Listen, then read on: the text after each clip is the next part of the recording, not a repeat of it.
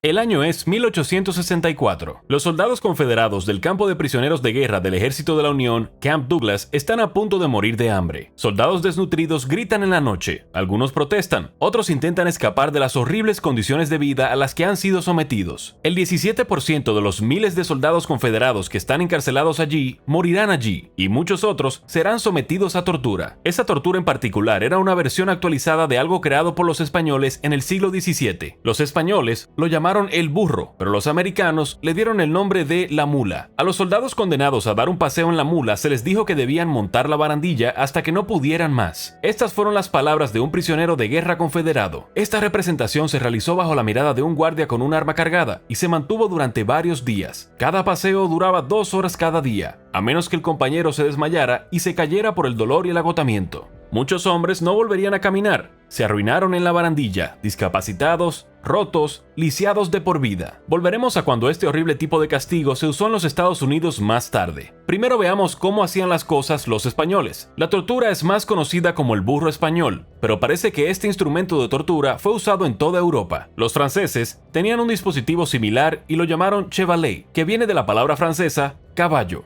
Pero quizás el mejor nombre para el dispositivo era el nombre italiano. Era el Cavalletto Squarciapalle. Este escritor no habla italiano, así que lo puso en un cuadro de traducción de italiano a español de Google. La traducción fue soporte rompebolas. Así que tenemos mula, caballo, burro y rompebolas. Por lo que podemos ver, todos se ven casi iguales. El dispositivo se ve similar a un caballo usado en gimnasia, pero en lugar de tener un asiento plano como una silla de montar, la parte superior del caballo es triangular y es muy incómodo para sentarse. En Europa, para empeorar las cosas, los torturadores a veces clavaban púas en la parte superior del prisma triangular, y a menudo la persona que estaba siendo castigada estaba desnuda. Como pueden imaginar, esto fue increíblemente doloroso tanto para los hombres como para las mujeres. Si eso no era lo suficientemente malo, a menudo la persona era sujetada al asiento afilado y se le daba algo muy pesado para sostener. Eso, o tendría pesas atadas a sus piernas. Como verán pronto, los americanos tenían una forma muy única de agregar peso a la persona. Digamos que un chico o una chica vivieron en la Edad Media en Europa y no estaban exactamente enamorados de la Iglesia Católica. Esas personas podrían ser arrestadas por las autoridades y acusadas de herejía, pero esas autoridades querrían saber dónde se esconden más de esos despreciables herejes. Como saben, en ese entonces los derechos humanos no estaban exactamente presentes cuando una persona era traída para ser interrogada. El interrogatorio, por cierto, era parte de algo llamado Santa Inquisición. La Inquisición comenzó en Francia en el siglo XII y más tarde se transformó en la Inquisición romana y la Inquisición portuguesa, y, por supuesto,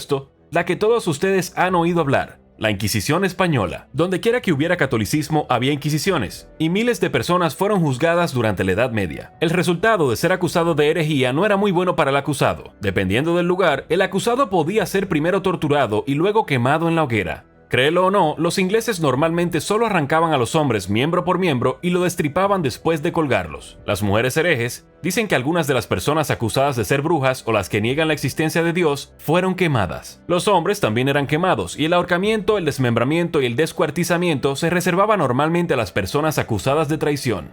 Bien, entonces volvamos al caballo. Digamos que una persona está siendo torturada en una de esas cosas, pero no dan ningún nombre. Como saben, las pesas pueden estar atadas a sus piernas, pero los torturadores tenían más depravación bajo la manga. A veces, los inquisidores le hacían cosquillas en los pies a la persona, lo que no era precisamente divertido para la víctima. Eso es porque se retorcían en ese asiento afilado. Si las cosquillas no funcionaban, los inquisidores podían quemar los pies de la persona y eso definitivamente los hacía moverse. ¿Cuál fue el resultado de esto? Bueno, como pueden imaginar, causó un daño significativo en el área genital. Si la persona sobrevivió, probablemente no tendrá hijos en el futuro. Pero había cosas peores. Si montaban el burro el tiempo suficiente, el perineo, el área entre el ano y los genitales, podía romperse. Esto causaría un dolor inimaginable y la subsiguiente pérdida de sangre podría matar a una persona. Montar ese burro también podría causar que se rompa algo llamado sacro. Es un hueso de forma triangular al final de la columna vertebral. Si se rompió durante la tortura, la persona probablemente no habría vuelto a caminar. Si se agregaba más peso a las piernas, el caballo podía incluso partir parcialmente a una persona por la mitad, y eso podía llevar a una muerte rápida.